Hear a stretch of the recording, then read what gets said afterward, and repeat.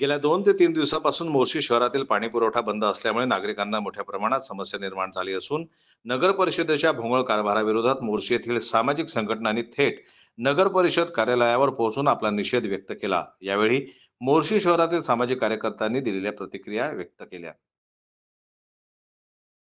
अजूनही 2 दिवस पाणी येणार नाही असं याच्या म्हणण्यावरून समजून आला। आणि आता पाणी जर मोर्शीत नाही तर नगर परिषदचं काम आहे टँकर वगैरे काहीतरी लोकांना सुविधा उपलब्ध करून द्यायला पाहिजे। पर्यायी व्यवस्था त्यांनीच करायला पाहिजे नगर परिषदच्या मार्फत जे काही आहे ते, कारण की भरपूर 2 दिवसापासून ऑलरेडी पाणी नाही आहे।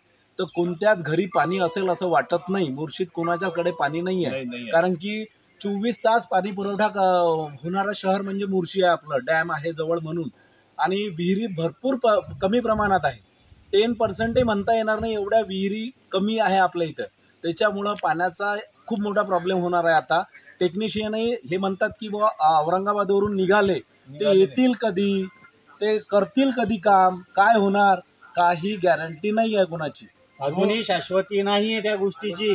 जनतेचे नौकर असलेले, जनतेचे मालक झालेले आहे, यांना इथं फक्त राज्य करायचं आहे, काम करायचं नाही आहे।